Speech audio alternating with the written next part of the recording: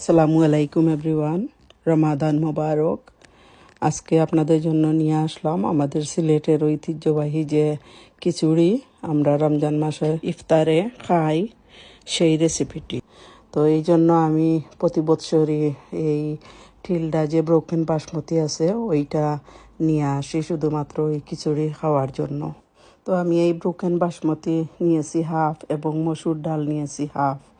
তো আমি এই খিচুড়ি করার 2-3 ঘন্টা পূর্বে আমি সবসময় ভিজিয়ে রাখি।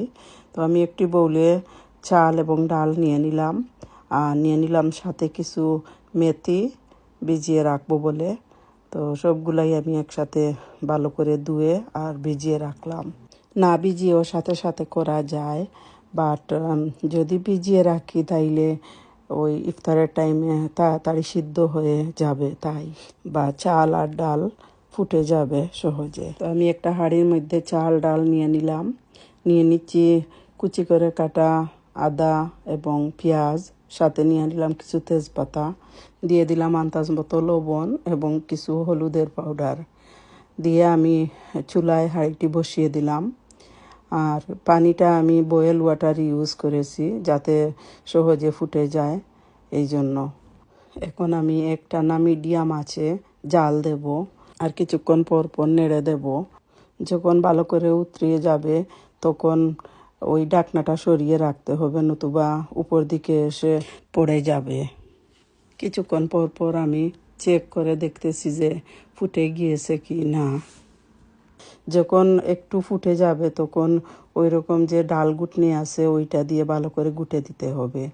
আমি ওই গুটনিটা দেশ থেকে নিয়ে আসছিলাম, তাই ওই গুটনি দিয়ে আমি খুব সহজে এই খিচুড়িটা তৈরি করি।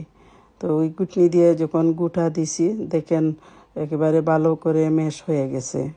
যখন ম্যাশ হয়ে যাবে তখন বুঝে নিতে হবে যে খিচুড়িটা হয়ে গেছে। এখন চলেন সেকেন্ড পার্টে। ওইটা আসলে অপশনাল, যদি ভালো লাগে তাইলে আপনারা ওই ফোড়নটা দিতে পারবেন, অথবা না দিলেও ওই রকম খিচুড়ি খাওয়া যাবে। তো আমি ফোড়ন দেওয়ার জন্য একটা ফ্রাই প্যানে কিছু তেল এবং কিছু ঘি আমার হাতে বানানো দিলাম, দিয়ে বেশ কিছু কুচি করা পেঁয়াজ দিলাম।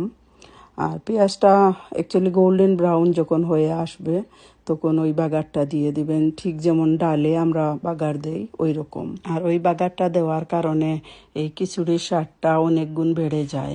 আপনারা ট্রাই করে দেখতে পারবেন ওই বাগারটা দিয়ে। তো হয়ে গেল আমার সিলেটি যে খিচুড়ি রান্না। আমার রেসিপি ফলো করে আপনারা যদি আমাদের সিলেটের যে খিচুড়ি ওইটা খেতে চান তাইলে রান্না করতে পারবেন। তবে আমরা সিলেটিরা আরও একটা খিচুড়ি রান্না করি, ওইটাকে জাউ বলে, শুধুমাত্র চাল দিয়ে আর পেঁয়াজ আদা মেথি ওইগুলা দিয়ে আর সামান্য ঘি দিয়ে। ওই খিচুড়ি রান্নাও আপনাদের সাথে একদিন শেয়ার করব। তো আজ এই পর্যন্তই, সবাই ভালো থাকবেন। আল্লাহ হাফিজ, সালামু আলাইকুম।